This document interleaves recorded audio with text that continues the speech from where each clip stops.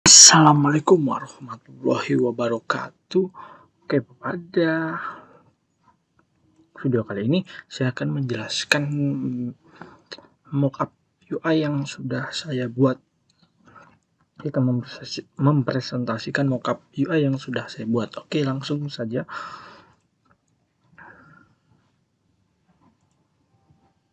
Nah, mockup UI yang saya buat saat ini merupakan mockup UI yang dibuat menggunakan sebuah aplikasi Android Studio dengan beberapa konsep yang telah saya siapkan. Lanjut. Nah, konsep utamanya ada di sini deskripsinya, bukan konsep ya. Ada deskripsi projectnya. Nah, deskripsinya di sini yaitu merupakan merupakan project yang didasari dengan sebuah keresahan atau masalah yang didapat dari setiap individu atau dari setiap masyarakat, dan dari setiap masyarakat itu menjadi sebuah pertanyaan besar atau menjadi sebuah masalah besar yang terasa atau yang akan terasa atau yang akan terasa. Oke. Yang akan terasa di kemudian harinya. Nah, dari masalah itu spesifikasi atau maupun beberapa produk dari handphone tertentu yaitu merupakan masalah spesifikasi. Nah, masalah spesifikasi, masalah mengenai harga, bobot, sebagainya itu merupakan masalah yang didapatkan oleh beberapa masyarakat yang jauh atau mungkin kurang dari pengetahuan teknologinya. Nah, di sini saya akan menjelaskan beberapa deskripsi atau beberapa penjelasan mengenai project yang akan saya buat untuk memudahkan atau meningkatkan seleksibilitas yang baik dan mampu menambahkan pengetahuan teknologi terhadap masyarakat luas. Itu merupakan tujuannya dari project ini dibuat. Oke. Lanjut. Nah, di sini ada alat dan bahan. Alat yang saya gunakan yaitu software aplikasi Android Studio menggunakan pendekatan aplikasi software Android Studio ya, menggunakan pendekatan atau aplikasi Android Studio. Nah, Android Studio ini apa sih? Android Studio adalah sebuah perangkat lunak atau software resmi dari Google untuk para pengembang aplikasi Android. Nah, dengan Android Studio ini, para pengembang dapat membuat aplikasi atau Android hanya menggunakan satu perangkat lunak saja. Android Studio menyediakan beragam fitur yang memudahkan para pengembang, antara lain ada Android Emulator, Editor Text, Cloud Test, Lab Integration, dan GPU Debugger Preview, atau biasanya itu ada di ketika kita running itu dia akan membuat sebuah review dari aplikasi itu. Jadi kita bisa sambil melihat apakah aplikasi kita sudah tepat penempatannya atau bagaimana ketika di launching atau direalisasikan. Nah, Android Studio ini termasuk IDE atau lingkungan pengembangan terintegrasi. Nah, tujuan utama software ini nih untuk mobile device yang lebih fleksibel terhadap lokasi dan preferensi pemilik usernya ya. Sehingga Android ingin mewujudkan mobile yang lebih mengerti pemiliknya atau pembuatnya, karena selain OS-nya yang open source. Nah, di sini ada konsep software dalam pembuatan aplikasi ya. Planning tema atau konsep sangat diperlukan untuk parameter awal pembuatan aplikasi ataupun software. Konsep yang dipakai dalam pembuatan aplikasi atau software saya adalah kemudahan dalam pemahaman memilih handphone dengan penyampaian penggunaan metode user interface interaktif dan mudah dimengerti. Penerapan dalam software ini mengambil salah satu metode implicit dan explicit intent. Nah, metode atau penggunaan intent merupakan suatu pesan yang digunakan untuk mengaktifkan 3 komponen dasar pada aplikasi Android, yaitu Activity, Service, Broadcast, Receiver. Nah, intent ini dibagi menjadi 2. Ada implicit intent dan ada explicit intent. Implicit intent digunakan untuk berpindah ke aktiviti lain, namun belum jelas kenapa belum jelas, karena intent ini digunakan ketika kita ingin berpindah ke activity di luar aplikasi kita. Misalkan aplikasi kita itu aplikasi Google, aplikasi kita itu jangan Google deh, aplikasi kita itu aplikasi WhatsApp dan kita ingin share log. Nah, share log itu kan kita memerlukan aplikasi lain, yaitu Google Maps, untuk membantu melokasikan atau menandai di mana sih titik kita berada. Oke, selanjutnya explicit intent, yaitu digunakan ketika kita ingin berpindah ke suatu aktiviti lain dalam satu aplikasi yang sama. Contohnya berpindah ke aktiviti lain. Misalkan dari aktiviti 1 ke aktiviti 2, dari aktiviti 1 ke aktiviti 5, dari aktiviti 1 ke aktiviti 7. Nah, itu digunakan biasanya untuk membuat sebuah daftar isi atau membuat sebuah subjudul. Oke, misalkan ada subjudul about. Nah, about itu ada banyak kan, ada macam-macam, ada service, ada dan lainnya ya. Misalkan kita ke file, nah misalkan ada di beberapa aplikasi ya, di kiri atas itu ada toolbar yang digunakan, ada file, ada edit, ada masih banyak ya. Di sini misalkan kita klik file, judul file ini bahasa lainnya itu judulnya itu file, kita klik. Nah, di dalam file ini terdapat ada open file, ada save as, ada save, ada edit, ada banyak lainnya yang ingin kita masukkan. Nah, explicit intent digunakan untuk masuk ke file atau subjudul itu. Nah, oke, selanjutnya di sini kita masuk ke aplikasinya. Nah, di sini aplikasinya sudah saya program atau sudah saya tulis atau sudah saya buat menggunakan Android Studio ya, yang sudah tadi saya jelaskan. Nah, di sini itu saya menggunakan 3 activity dan 1 string XML. Nanti saya jelaskan string XML itu apa, dan 1 main activity. Oke. Pertama saya akan jelaskan main activity.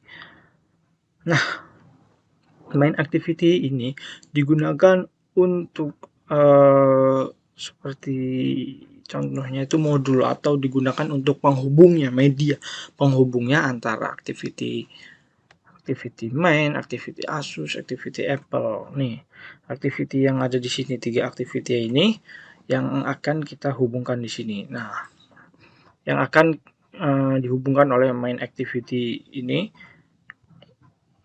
fungsinya untuk menghubungkan activity ini ya. Oke, sekarang yang saya gunakan itu activity utama atau activity awal, activity homepage atau activity tampilan utama pada aplikasi, yaitu activity main.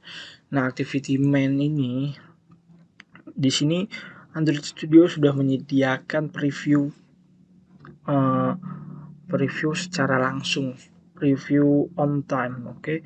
Ketika kita hapus bagian sintaks di sini, maka beberapa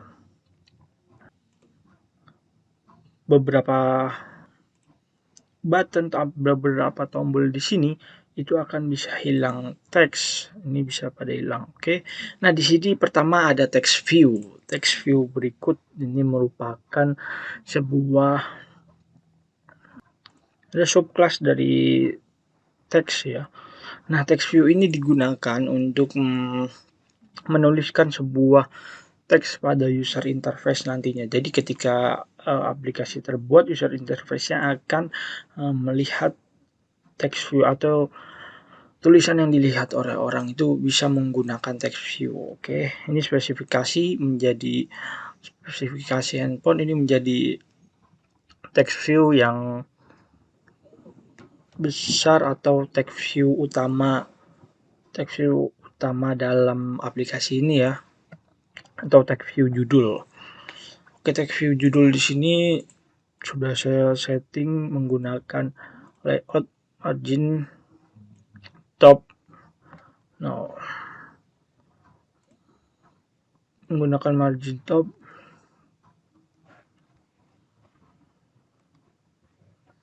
Oke. Mengerjakan margin top 150 dp 150 dp itu dari atas. Kenapa dari atas? Karena saya tulisnya margin top. Oke, margin top. Nah, sedangkan weight sama height-nya itu dari konten itu seperti pinggirannya lah, pinggiran sininya nih.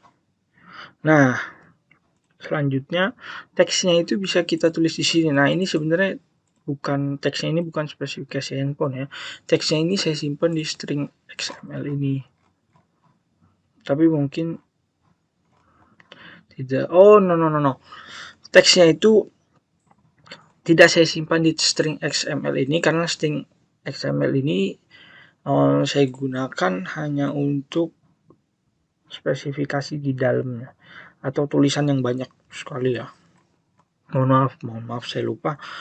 Nah, ini ada text size. Text size di sini fungsinya sebagai ukuran dari teks sendiri, dan di sini ada text style. Stylenya bisa bold atau bisa miring atau italic ya disebutnya, dan lainnya. Oke, app layout nih atau disebut layout constraint. Nah, layout constraint ini digunakan untuk spesifikasi ini. Kalau top itu untuk ukurannya, jadinya dia ukurannya di atas garis ini.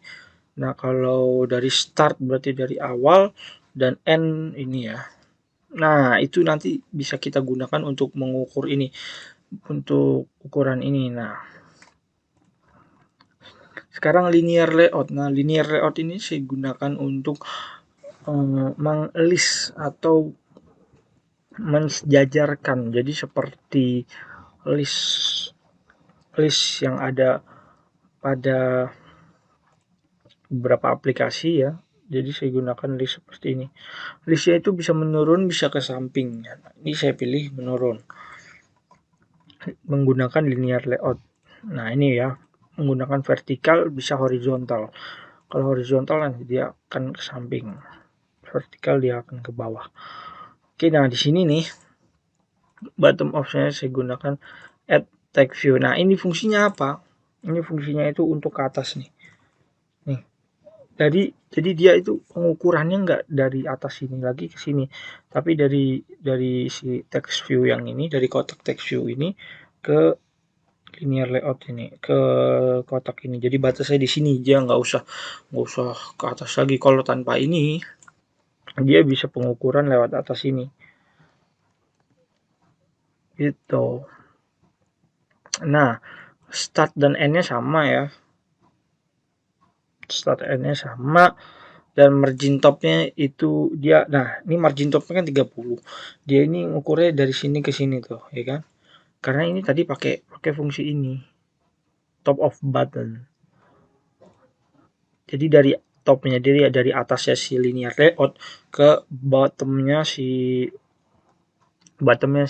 apa nih, text view, ke bottomnya si text view. Nah, ini ada margin start, ada margin end. Start end tadi sudah dijelaskan di atas. Nah, ini ada button. Nah, button ini mendeklarasikan atau membuat sebuah button menggunakan sintaks ini ya. Button 1, button 2, button 3. Nah, button di sini karena sudah terstruktur jadi tidak usah diatur lagi menggunakan margin top, margin start, dan margin end, terus ada constraint, itu tidak usah pakai itu lagi karena sudah diatur di linear layoutnya. Itu salah satu kelebihan dari penggunaan linear layout. Nah, button di sini tinggal menambahkan apa isi dari button tersebut. Nah, atau apa tulisan dari button tersebut. Button tersebut bisa tulisan login, mulai, apply, dan masih banyak lain. Nah, di sini saya tulis Asus karena ini spesifikasi handphone Asus dan ini spesifikasi handphone Apple, Vivo, Xiaomi, Redmi. Di sini ada Apple, Vivo, Xiaomi, ya, Redmi. Nah, itu beberapa button atau activity utama isinya hanya seperti ini, dan activity kedua atau activity Asus. Nah, nih langkah kerjanya saya jelaskan. Ketika kita klik activity Asus, maka kita akan masuk ke activity atau halaman ini. Itu menggunakan fungsi dari implicit ya. Fungsi dari explicit intent. Oke. Nah, di sini ini sama juga sebenarnya. Kita tinggal masukin text view. Nah, di sini nih karena sebuah kesalahan ya. Jadi tulisannya jadi seperti ini, oke. Text view di sini itu sama seperti tadi, pengukurannya atau alokasinya menggunakan layout margin top, start, constraint. Nah, size ada text style. Di sini sama juga, yang membedakan hanya teks judulnya. Nah, yang kedua ada scroll view. Nah, di sini scroll view itu sebenarnya digunakan untuk men-scroll sebuah scrolling di sebuah halaman aplikasi. Nah, ini scrolling di sini menggunakan scroll view. Nah, scrolling di sini mungkin karena saya yang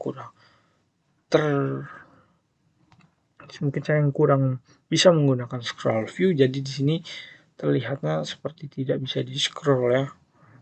Di sini ada linear layout, jadi tulisannya itu ke bawah semua, vertikal ya.